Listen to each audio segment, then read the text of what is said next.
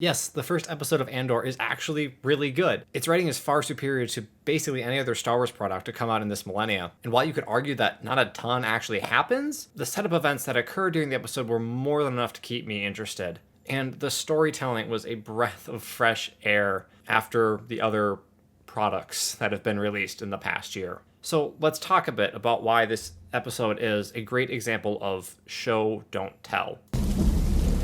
This is excellent environmental storytelling. It's dark and rainy, and yet everything is lit up by these bright, tightly packed lights. Not only that, we see multiple ships with spotlights trained on the ground. These elements clearly convey one simple idea. There's nowhere to hide. Wherever we are, it is not a place that secrecy is tolerated. And yet we have Cassian Andor. His hood pulled over his face, trying his best to hide in the midst of all that light. Clearly, he doesn't want to be noticed. All this is shown to the audience. It isn't told, and it may not even be acknowledged consciously by the viewer, but we instinctively know it nonetheless. First time. Oh, you picked a great night. Cassian then has his conversation with the representative of this fine establishment, where he eventually reveals when questioned that he's looking for his sister. And what I love about this scene, though, is the dynamic of these two security guards who are being snubbed by the girls working there. When Cassian is approached by this girl, Fat Rent-A-Cop immediately starts paying attention. He turns his focus towards Andor, while Skinny Rent-A-Cop continues talking as if Rent-A-Cop is still paying attention to him. We were at first. Yeah, we've been waiting, he just got here. So Fatty speaks directly to the girl, while Skinny's line is basically just set into thin air. He clearly doesn't make eye contact with the girl, and he barely even looks at her. Looking for something special tonight? Then while Cassian continues his conversation, we see another girl approach the Rent-A-Cops, and Fatty talks to her while Skinny looks away. He's looking bored and uncomfortable. Note how here, after the girl leaves, Fat Rent-A-Cop is staring directly at Cassian, anticipating him, looking over, waiting for the opportunity to start something, while Skinny is just staring straight ahead. He's looking at his drink. Even when Skinny talks to Andor, he does it literally and figuratively from Fatty's shadow. Yeah, he's not laughing now, is he?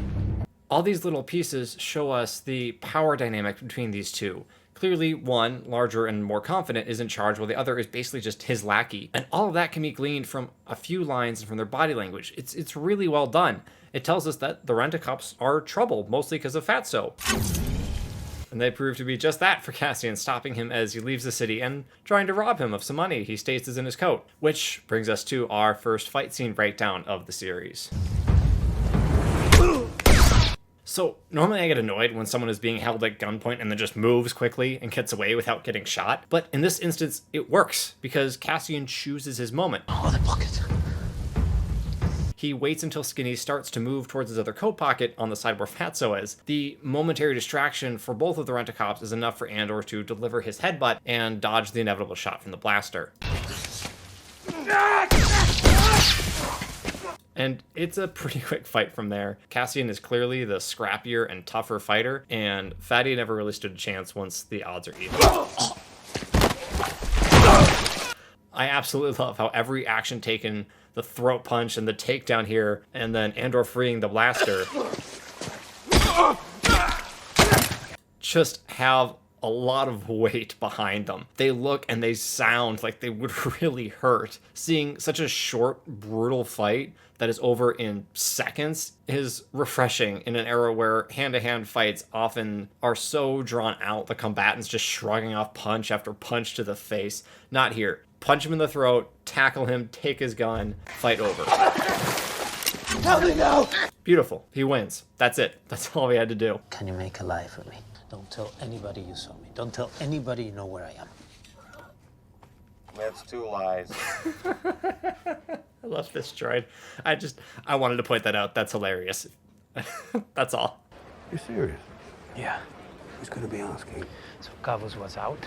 Skipping ahead to this conversation between Cassian and Brasso, I wanted to highlight it because this is how you show us that two characters have a long-lasting friendship. There are no obnoxiously obvious references to their past, no lines like, "How many years have we been friends?" or remember when back home the two concoct an alibi for Cassian together, even though Brasso has no idea why his friend would need such an alibi. It demonstrates an unspoken but clear trust between the two, one undoubtedly built over years of friendship and probably shenanigans. This conversation is realistic. It feels natural. You know, like things two friends would actually say to each other when there's no audience watching. This is quite the report. This happened when?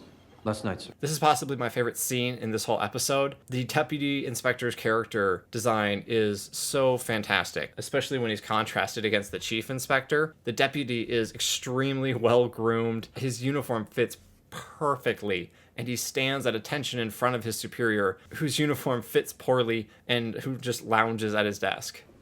I know one of these men. Crevasse. He was a squad commander on 4. Despite never hearing the Rent-A-Cop's names earlier, we know who this is. All those things I talked about earlier, how they indicate that Fatty was the leader of the two, make it obvious that he was the former squad commander. Does this matter for the rest of the story? No, probably not. But it shows that the writers and actors have put significant thought into even these minor characters, making them real people with backstories and histories that influence how they act, even for just a couple minutes of screen time. I want you to conjure a suitable accident. I suspect they died rushing to aid someone in distress. Nothing too heroic. We don't need a parade. He's juking the stats. If you haven't seen The Wire, and if you're in my usual demographic of viewers, you probably haven't since it was before your time, let me briefly explain. Those in governmental positions, such as the mayor of a city or whoever generally oversees Morlana 1, like it when crime rates go down. It makes them look good, it makes their policies look effective. Since they are politicians and thus largely useless at actually affecting a positive change, they generally achieve such results by putting pressure on those within law enforcement, such as the police commissioner or our chief inspector here, to simply produce the required stats, whatever the reality may be. This leads those law enforcement officials to classify, when possible, acts that are in fact crimes as accidents, thus juking the stats and making their superiors look like they're good at their jobs and conveniently helping out their own careers in the process. That is what's happening here, and I love the touch of realism in this show. People are people, no matter what galaxy they happen to live in. Final thing that I wanted to touch on in this episode, probably one of the best pieces of storytelling of show don't tell in it, is we go back to Deputy Inspector Karn here, and he's waiting outside this door, and we don't know where that door leads to or why he's waiting there. It takes him a good few seconds to actually walk through and into the room, where he consults with this space-age air traffic controller / historian to identify an anomaly that is Cassian's ship. This is when we can now understand what he was doing standing in front of the door. He was working up his nerve to go in, to continue with an investigation that he had been directly ordered to abandon. His desire to do what is right, to do his actual job, conflicts with his obedience to his chain of command, and likely with his own desire to have a successful career. None of that needed to be said. It's all in his body language and facial expressions as he stands at the door. Fine. Thank you. I cannot tell you how refreshing it is to see storytelling like this in a Star Wars show.